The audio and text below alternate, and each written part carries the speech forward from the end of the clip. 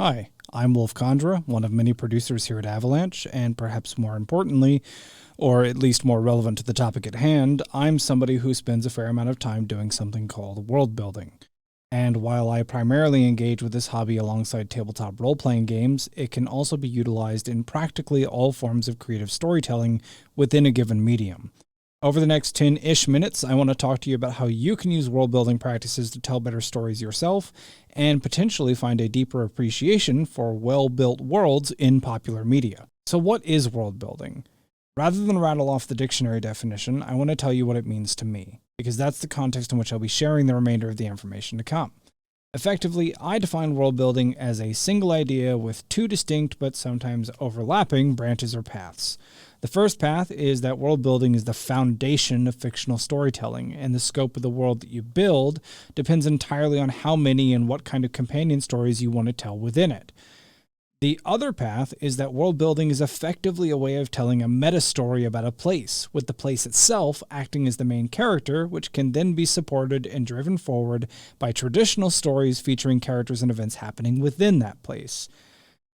In a nutshell, you can't easily tell a story without a world in which to house it, and a world is like a story in and of itself, and the traditional stories that are told within it act as the supporting cast and characters. Let's take a moment to explore the differences between world building and traditional storytelling. The biggest difference between the two is that world building focuses on macro details and big picture, whereas storytelling generally spends much more of its time exploring or explaining micro details. You can think of world building as creating a blueprint for a new home and then constructing it. Your job is to design it, make the foundation, the walls, the roof, all the wiring and other bits that make it stable and functional, whereas the traditional storyteller's job is the actual decoration and filling of the empty house. Here you might have one story choosing the exterior or interior paint color, another story choosing the flooring types and patterns, another picks furniture for a room or two, another picks wall decor, so on and so forth until you have a completely filled and furnished home. Or in this case, a story. Many of the skills of storytelling and world building overlap, but it's not a one-to-one comparison. You can absolutely be a gifted storyteller who struggles with world building, or vice versa. I'd also like to cover what I consider to be the 5 core tips to building better worlds. Number 1 being the power of why and what if. So embrace your inner 3-year-old and get comfortable asking yourself the question why early and often. The key to building a solid foundation of a world is being able to answer why something is the way it is in your setting when it behaves differently from the real world. This is doubly important when you're changing the way that a real behavior functions, because then you need to convince the audience that the decision is believable. Things like, why doesn't Starfleet just go solve all of the less developed species' problems, led to the creation of the Prime Directive. What if is another equally powerful question that you should be familiar with asking yourself. It's most likely the question you asked yourself which led you down the path of wanting to build a world in the first place. For example, Brian Jakes may have said, what if small woodland mammals behaved like medieval humans? Fairly on the nose, yes, but you can see how that may have inspired him to come up with the Redwall setting. It's also entirely possible that he thought of the story of Martin the Warrior first and built the world around that story. The order isn't always the most important part of world building, but exploring what if is a great way to land in a world you haven't visited before. Number 2, avoid boxing yourself in and over-designing. Mystery is attractive. Boxing yourself in is when you make a broad, sweeping decision to change the norm in a significant way that you have to remember and implement for the remainder of your story, or for the remainder of the existence of your setting even. The television show Futurama has a great example of both how to avoid boxing yourself in and boxing yourself in. In the very first episode of the series, there's a moment where Fry, the protagonist of the show, seemingly slips backwards and falls into a cryogenic tube, which sets the plot in motion for the remainder of the show. However, for the briefest of moments, the camera cuts to a strange shadow on the wall that shouldn't be there. The writers avoid boxing themselves in by not explaining right away what that shadow is, or what it means, giving them ample opportunity to decide how they'd like that plot thread to play out, while simultaneously giving their audience the opportunity to spot the inclusion and theorize or wonder about it. Curiosity is the lifeblood of good storytelling and world building. On the other side of the same coin, there's an episode where a character decrees that in the future nobody says ask anymore. such as in the case of "May I ask a question?" But instead, the common vernacular has changed to "ax." However, this was quickly abandoned as it would have been tedious for the scriptwriters to remember, would have been annoying for the voice actors, and likely would have been annoying for the audience as well.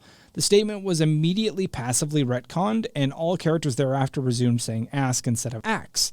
In a nutshell, avoid making decisions that you're going to have to actively remember to include in your setting, especially if they're tedious or garish. Over-designing, on the other hand, is a bit like the antithesis of curiosity. Any good world or story contains a fair bit of the unexplained, and world builders who go to great lengths to make sure that everything has an explanation often find themselves swimming in inconsistencies and plot holes, or burned out from the sheer amount of work required. The two most egregious examples that immediately come to mind here are George Lucas and midichlorians, and J.K. Rowling and her wizard poops. For those who are unaware, George Lucas decided to over-explain the source of his magical energy force that drives the entire universe as what basically amounted to gut bacteria. So eat your yogurt if you want to be a powerful space wizard, kids. And Rowling decided to answer a question about how the wizarding world dealt with their waste prior to the Muggle invention of indoor plumbing.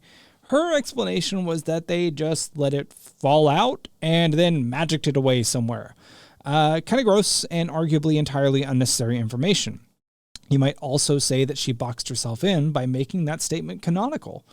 Just remember that it's often a good practice to leave key elements of your story partially or even wholly unexplained if you don't have an explanation ready to go. You don't have to explain something just because it can be explained, and you can give yourself time to come up with a perfect explanation or just leave it a mystery forever. Number 3. Everyone in the world wants something, even peasants.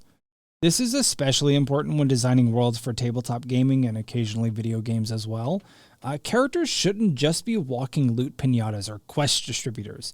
If you want your world to feel alive, then even the least important person should have something that they want, something that they're aiming for or striving toward. It's going to help your players and your audience feel like the decisions that are being made are impacting the world rather than just experiencing an on-the-rails Disney World ride experience.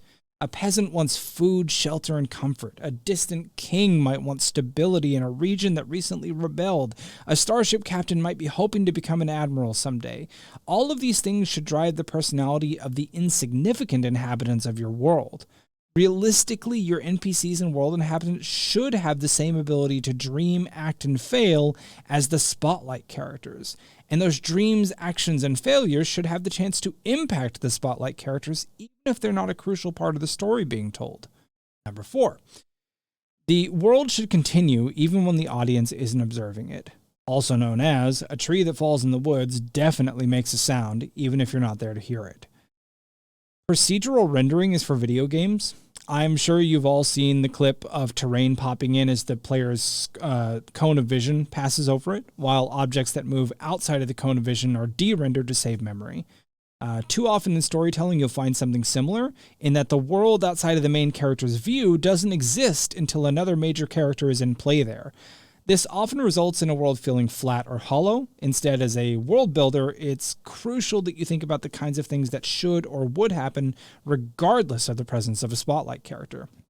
It's very exciting for the audience to see that a place is different from the last time they visited because the world continued moving despite their absence. It's okay to move things forward without your audience seeing it because not every detail needs to be shared. Remember, world building is about macro details. And then number 5, avoiding power creep, and why didn't they just?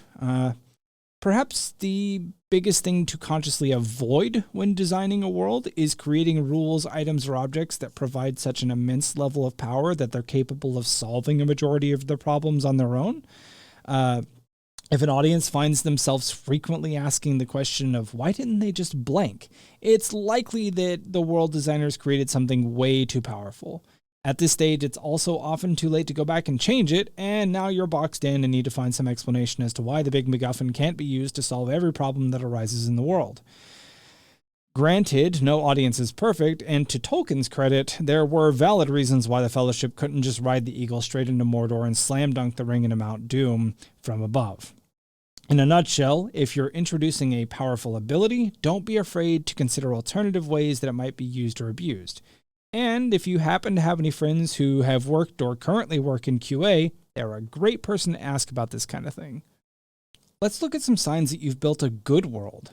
You generally know you've crafted a compelling setting when your audience asks for more, and specifically for more things unrelated to the main story that was told. They're not asking for a sequel. They want to know what's happening elsewhere. They want to know what came before, what comes in the distant future, and what happened in that place you briefly mentioned but never really visited. They're hungry for information that reveals more layers to the place the story they experienced took place in. When a world's built well, there's a few key indicators to look for. There are 4 standouts in my opinion, and those are spin-offs, fan fiction, film adaptations in the form, in the case of written media, that kind of thing, and a general lament over a lack of more stories from the same place. There's also a big caveat here worth mentioning. You can have a really conceptually sound idea, one that even prompts, any of those 4 indicators that I just talked about, but ultimately fails to drive the same hunger. I'd say that's an example of something that's a good concept but poor execution.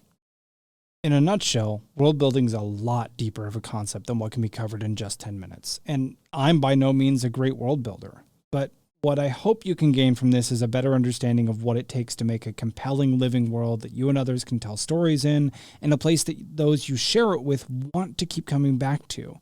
I could easily spend another half hour just giving examples of the various things that I've talked about, but neither you or I have time for that. So thanks for coming to my TED Talk.